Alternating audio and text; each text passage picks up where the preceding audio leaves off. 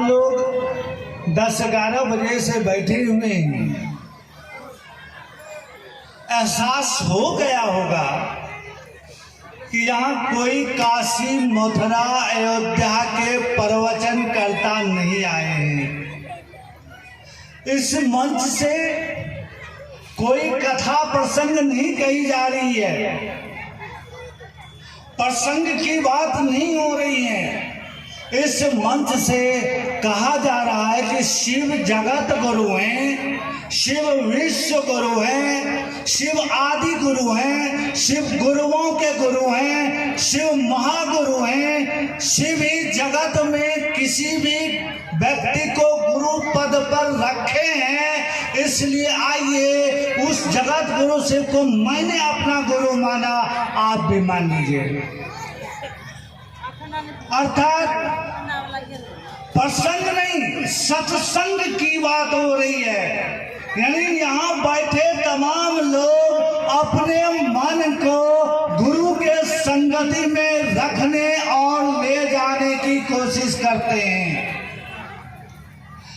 अपने मन को गुरु के सानिध्य में रखने की कोशिश ही सत्संग है। सत्संग करने का प्रयास किया जाता है। सत्संग के अलावे ज्ञान की तो कोई रास्ता है ही नहीं। हम इस मंच के द्वारा किसी भी लौकिक गुरु का विरोध नहीं करते। इस मंच के द्वारा हम किसी आदमी गुरु या किसी पंथ का विरोध नहीं करते। कारण धरती पर आदमी गुरु भी व्यक्ति को ईश्वर देने का काम किया है। मच्छेंद्रनाथ जैसे गुरु हुए, जिनके चेला गोरखनाथ, लक्ष्मीनाथ, लंबानाथ जैसे जैसे महान विभूति हुआ।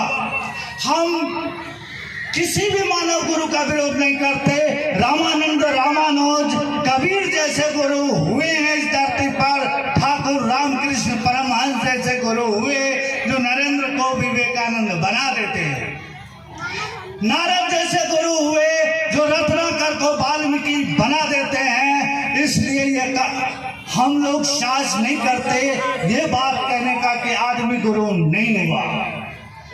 लेकिन गुरु एक पद है, गुरु एक पद है जिस पद पर कभी मच्छेंद्रनाथ आके बैठा, कभी गोरक्षनाथ आके बैठा, कभी वशिष्ठ आके बैठा, कभी विश्वामित्र आके बैठा।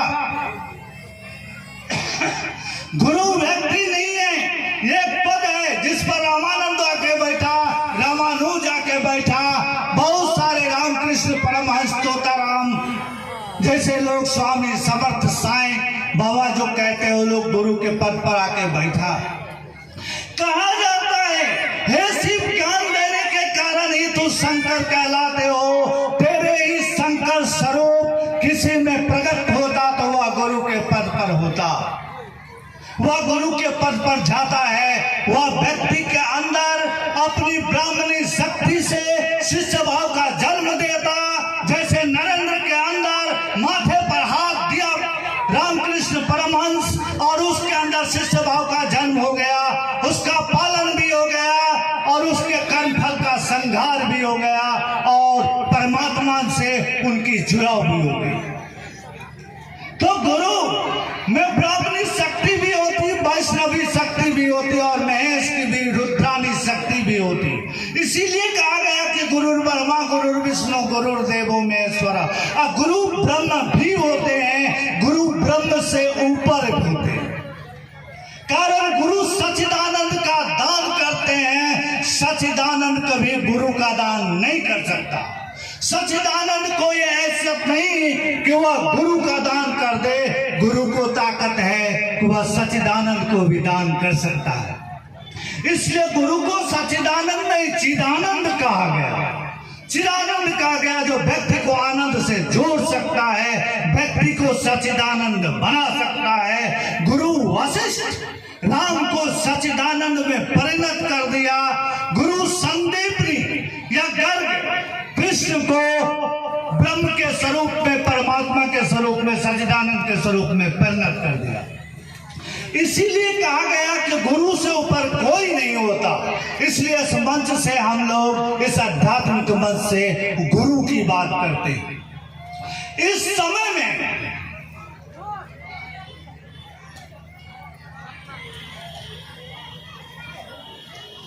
समय में इस कलिकाल में गुरुओं की मेला लग गई। टीवी चैनल ऑन करेंगे गुरु ही दिखेगा आपको। अच्छे अच्छे भागवत कह रहे हैं, अरे बाबा समस्त शास्त्र का वो ज्ञाता हो गए, पढ़ के हर श्लोक याद हो गया उन्हें। श्लोक याद तो हो रहा है, थे वो लंगोटी में हेलीकॉप्टर पर उड़ने लगे गुरु।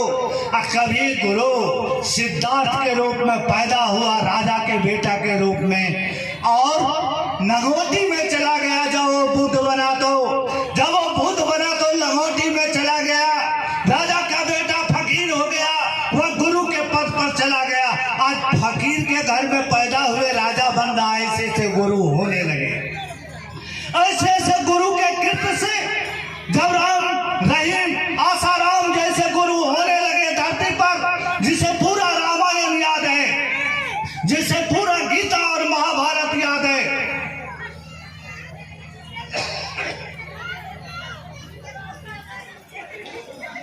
जब ऐसे गुरु होने लगे ना, तो गुरु पद कलंकित होने लगा।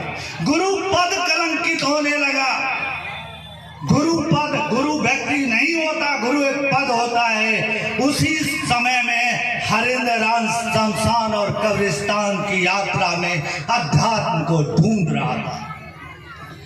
उसी समय में हरिंद्रानंद अध्यात्म को ढूंढ रहा था शमशान और कब्रिस्तान में। उसे मालूम भी ना था कि अध्यात्म होता क्या। वो चमत्कार सीखने के ललक में शमशान और कब्रिस्तान में गुरुओं के मेले में खोते जा रहा था। गुरुओं के मेले में ठगाए जा रहा था। ठगाए हुआ मन, हारा हुआ मन आरा के गांधी शमशान में शिव को गुरु मानता है। शिव भी सोचा कि इससे बेहतर समय नहीं मिलेगा। कारण ऐसे गुरु जो गुरु पद को कलंकित कर रहा है, मेरे ही कारण आज धरती पर दुर्वासा, दधीचि, अंगिरा, श्रृंगी, अष्टावक्र, मच्छंद्रनाथ पैदा हुआ। मेरे ही कारण तेलंग स्वामी, बामा, कृपा, किन्नर, बाबा पैदा हुआ। कारो जैसे लोग पैदा हुए। तो आज आसाराम भी गुरु के नाम पर पैदा हो रहे हैं। चल हरिंद्रानंद लोगों से कह दे कि शिव आज भी गुरु है। शिव अज्ञानी नहीं हुआ, शिव अज्ञानी नहीं हुआ। समस्त दुखों का कारण ही अज्ञानता है। हरिंद्रानंद जा छाती ठोक के लोगों को कह दे कि जगत गुरु शिव अगस्त का गुरु नहीं हो सकता। जगत गुरु शिव दुर्वासा वशिष्ठ का गुरु नहीं हो सकता। जगत गुरु शुक्राचार्य या बृहस्पति का नहीं हो सकता। जगत गुरु शिव सबों का गुरु हो सकता है।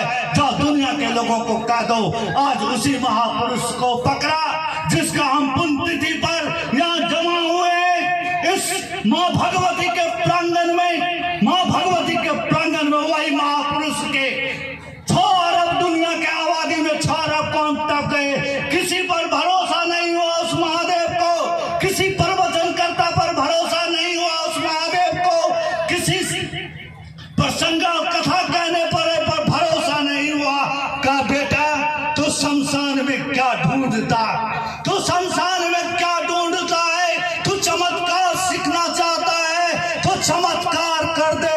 दुनिया के लोगों को कह दे जो गौरव न कह सका। दुनिया के लोगों को कह दे जो बृहस्पति, दुर्वासा, दधीचि न कह सका। जो शिव आज भी गुरु है, शिव विश्व गुरु है, इसलिए तेरा भी गुरु है। उसी महापुरुष हरिंद्रानंद के कारण इस महफिल में बैठ के इस मन से हम कह रहे हैं कि मेरे गुरु है, इसलिए तेरा भी गुरु है। कारण तू भी उसी के जगत में पैदा हुआ है, तू भी उसी के द्वारा बनाए हुए हवा को लेता है। एक बार जरा सोच के देख, तेरा क्या बिगड़ जाएगा। जिसने तुमको बनाया, क्या वो तेरे बिगड़े मन को संभाल नहीं लेगा। तेरे बिगड़े मन को अगर वो नहीं संभाल ले तो आसाराम कदापि नहीं संभाल सकता। वो अगर संभाल नहीं ले तो रामायण याद करने वाले कभी नहीं संभाल सकते।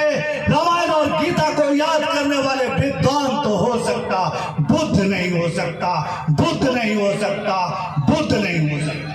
जब धरती पर बुद्ध पैदा होना बंद हो गया, जब धरती बुद्ध से कंगाल पड़ गई, धरती पर बुद्ध होना, कोई माए बुद्ध को जन्म देने के हालात में नहीं आया, तब माता राधा और पिता विश्वनाथ के घर में राधा के गर्भ से निकला हुआ वो अद्वितीय दिव्यात्मा नरेंद्र आनंद उस महादेव के काम का जिम्मेवारी लेकर के चल दिया।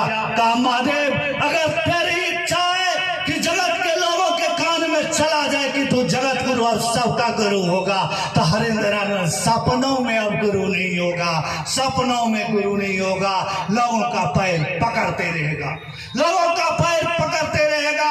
एक वरीय पदाधिकारी होने के बावजूद वो पेंशन पर अपना जीवन जीता रहा, जीवन जीता रहा।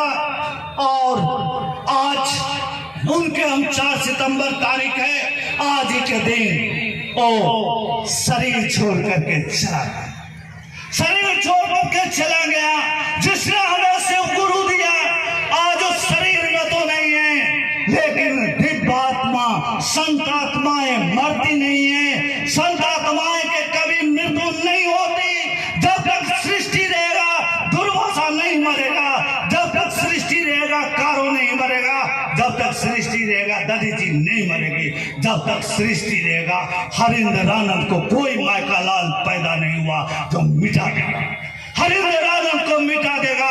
कारण हरिंद्र आनंद हमें वो गुरु दिया जो हम रामायण तो नहीं पढ़ेंगे लेकिन राम से प्यार करा देगा, हम गीता तो नहीं पढ़ पाएंगे लेकिन वो कृष्ण से प्यार करा देगा। प्यार का सबूत है कि आप 10 बजे दिन से इस महफिल में बैठ करके टकटकी लगाए हुए हैं कि कौन भाई कौन बहना क्या बोलेगा। इसी का नाम है मोहब्बत। रामायण से अगर राम पकड़ा जाता तो आज आसाराम जेल में ना होता, रामायण से अगर गीता से पकड़ा जाता, शास्त्रों से अगर कृष्ण पकड़ा जाता तो राम नहीं जेल में ना होता, और गोपी को कभी कृष्ण न मिलता और ना ही सबरी को कभी राम मिलते। रामायण पढ़ने से कभी राम नहीं पकड़ा सकता, गीता पढ़ने से कभी कृष्ण नहीं पकड़ा सकता। एक अंदर में उत्कट अभिलाषा होती है जो राम मेरे अपने हैं, वो मेरे घर जरूर आएंगे, तो सबरी के घर राम को जाना पड़ा। अगर आपके मन में भी अभिलाषा पैदा हो जाए, अगर आपको हरिंद्र आनंद की बातों पर विश्वास हो जाए, तो आपके मन में अगर यह अभिलाषा पैदा हो जाए कि जगत गुरु सिर्फ तू मेरा गुरु है, तू मेरा गुरु है, तू जगत को बनाने वाला गुरु है, तूने कायनात बनाई है, तूने सृष्टि बनाई है, माँ के पेट में तूने ही अगर रचा है तो तू मुझको संभाल ले। फिर भी अगर आप डूब जाएंगे इस संसार में, फिर भी अगर आप पार नहीं कर सकेंगे संसार में, तो आपका क्या बिगड़ जाएगा। जिसको संतों ने कहा संभवे गुरुवे नमः, जिसको संतों ने कहा जगत गुरु नमस्तुभ्यम, उसको फिर दुनिया में कोई कहने वाला नहीं रह जाएगा कि तू जगत गुरु है, शिव विश्व गुरु है।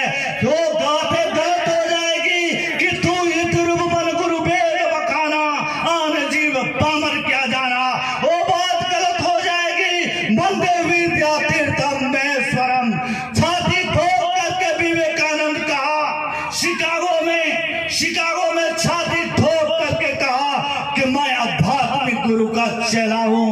अरे दुनिया के लोग हंस रहे मुझ पर, हंस रहे, हम तेरे इतना तो किताब नहीं पढ़ा है, हमने गुरु के आदेश का पालन किया है, हमने गुरु के आदेश का पालन किया है। अगर गुरु की आदेश में ताकत होगी तो आज दुनिया देख लेगी कि आध्यात्मिक गुरु होता क्या है, आध्यात्मिक गुरु होता क्या है। लगातार 48 घंटा तक शिकागो में विवेकानंद 0 आर्टिकल पर बोलता रह गया, दुनिया छुप होकर के सुनती रह गई। जब उनसे पूछा गया तो कहा I am not a speaker, I am just like translator, मैं वक्ता नहीं हूँ, मैं अनुवादक हूँ। तुम जो हंसाना तो मेरे गुरुजी आ गया और बंगला में बोलता था, मैंने सिर्फ अंग्रेजी में अनुवाद किया है, मैंने अंग्रेजी में अनुवाद किया है। जब तोताराम का चेला रामकृष्ण परमहंस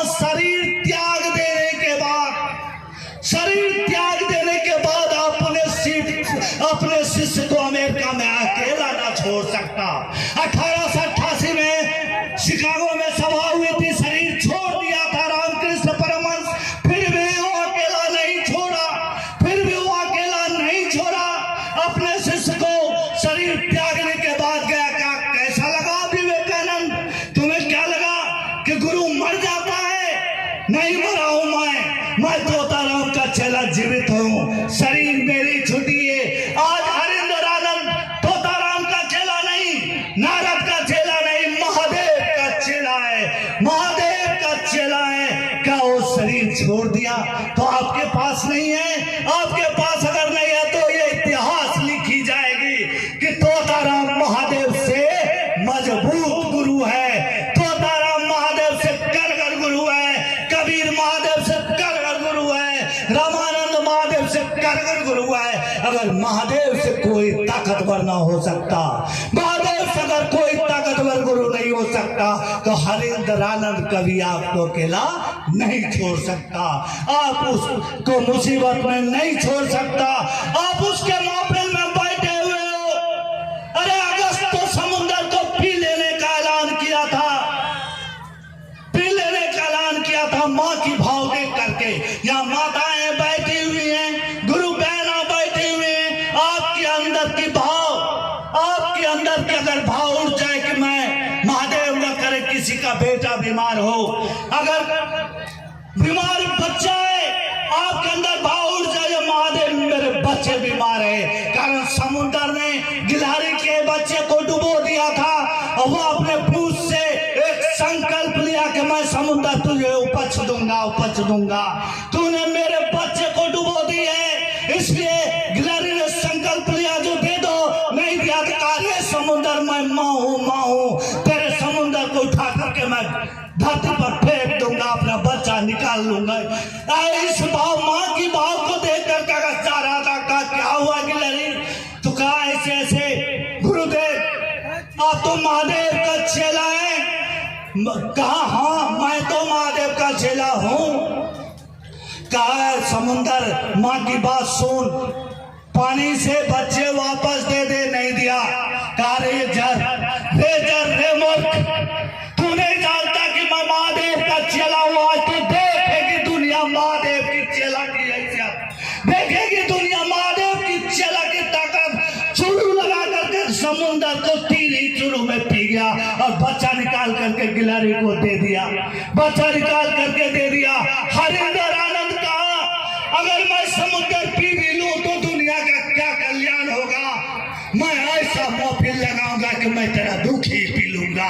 आप उसी महफिल में बैठे हो, आप उसी महफिल में बैठे हो जो यहाँ हरिंदर आनंद ने दुख पी लेने का ऐलान किया है। आप उसी के पुण्यतिथि पर बैठे हो। वह कहा कि ईमानदारी से तो इस काम को करो।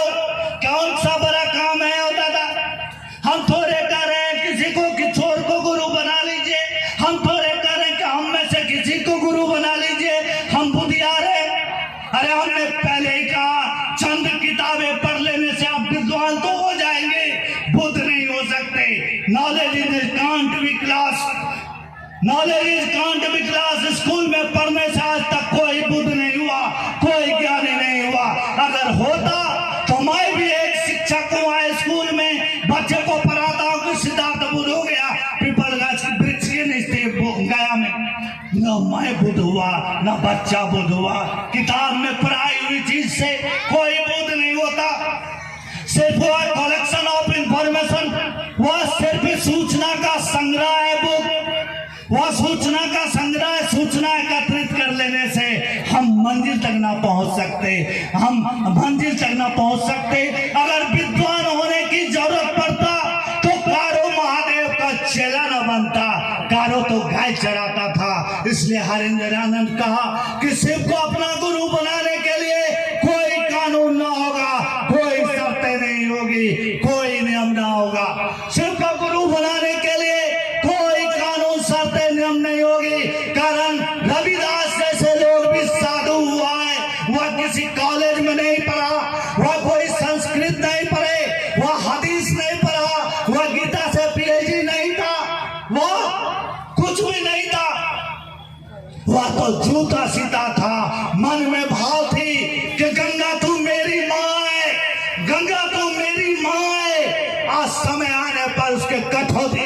पता चला गया। अरे गुरु मन को धोता है, गुरु मन को निर्मल बनाता है। निर्मल मन के बिना कोई परमात्मा तक नहीं पहुंच सकता। हम लोग सुने होंगे एक भजन है जो मैली चादर ओढ़ के कैसे द्वार तुम्हारे आऊं। अरे हम लोग अब इतने माइल जमा किए हुए हैं, मैली शीशा में कभी अपना चेहरा नहीं दिखता। गोबर लगा देंगे आईना पर, शीशा पर, तो चेहरा देखेंगे नहीं दिखेगा। हम जो कर्म कर रहे हैं, हमारे अंदर बैठा शिव हमको नहीं दिखता। या मन को साफ करने के लिए जो होते हैं उसी का नाम गुरु होता है। गुरु मन को निर्मल बना देता है, ऐसा निर्मल बना देता है कि उसके पीछे पीछे राम भी दौड़ेंगे, कृष्ण भी दौड़ेंगे। कबीरदास कहता है कि ब्राह्मण निर्मल भया जैसे गंगा नीर, अब पीछे पीछे हरि फिरत गात कबीर कबीर। अरे पूजा से उस परमात्मा को कोई नहीं जीत सकता, कोई नहीं आज तक जीता। पाठ से उस परमात्मा को कोई आज तक नहीं जीता, आप भी नहीं जीत पाओगे उसे। कारण पूजा से अगर जीतने की हैसियत भगवती से ज्यादा आपको नहीं हो सकता। भगवती 4400 वर्ष तक घोर तप की, फिर भी वो शिव नहीं मिले, शिव नहीं मिले। ऐसा ऐसा तप की, सूखे बेलपत खा करके, भोजन छोड़ करके, सांस रोक करके, फिर भी शिव नहीं मिले। मन ही मन वो हार जाते, कहते हैं तुम ही बताओ कि तुम कैसे मिलोगे। जो प्रतिज्ञा की थी जन्म कोटि अगर हमारी न बढ़ाओ शंभु तराओ कुमारी, नहीं मिले उसे हार ना पड़ा। उस भगवती को शिव प्रकट होते हैं, पार्वती तुम्हें एहसास हो गया मुझे कोई पूजा से नहीं जीत सकता, मुझे कोई साधना और तप से नहीं जीत सकता, मुझे कोई काम और चढ़ा के नहीं जीत सकता। मुझे जीतना है तो हार जाओ। हरिंद्र आनंद कहा जब भगवती को हारना पड़ा तो तुमको कितनी ताकत है, तुम भी हार जाओ। कहो हे शिव तुम मेरा गुरु है, तुम मुझ पर दया करो, तुम मुझ पर दया करो, तुम मुझ पर दया करो।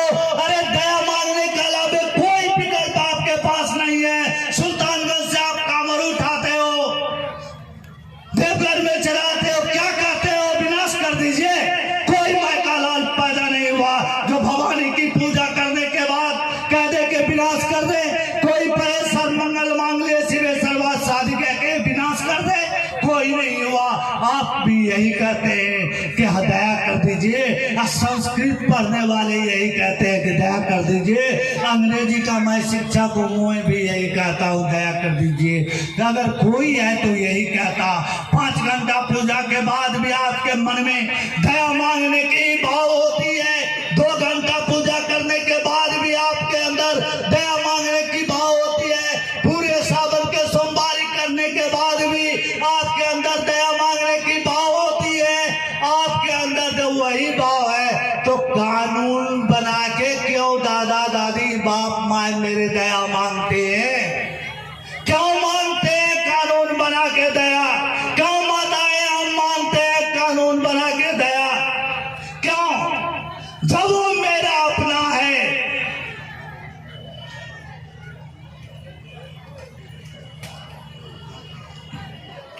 जब मेरा वो अपना है,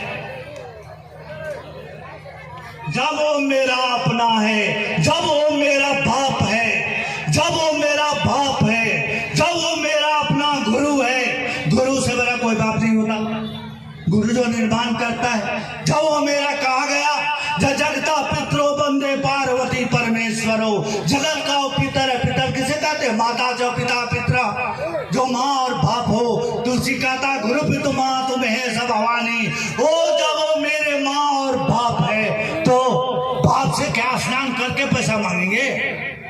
अगर कोई अपना पापा से कहे कि मेला लगा हुआ है डाक बंगला में, पापा जी हमको पैसा दीजिए, तो पापा क्या कहेंगे? मनिहारी से गंगा नहा के आइए, तब हमसे दया मांगेगा। जब वो मेरा बाप है, जब वो मेरा अपना है, तो अपने से दया मांगने के लिए कोई नियम नहीं होगा, कोई शर्त नहीं होगी। दुनिया के किसी को आप गुरु बनाएंगे वो बाथरूम नहीं जा सकता। हमारे गुरु भाई के अभी अजय बाबू थे मनमनकी के, जो खंड मंडलाकारम व्याप्तम चराचरम, वो चराचर हर में उसकी उपस्थिति है, उसी की दया भाव ये सृष्टि है। बाथरूम में भी हो जाएगा, बाथरूम में बैठे पेट में जरा तो खड़ जाए कि हे शिव तू दया कर,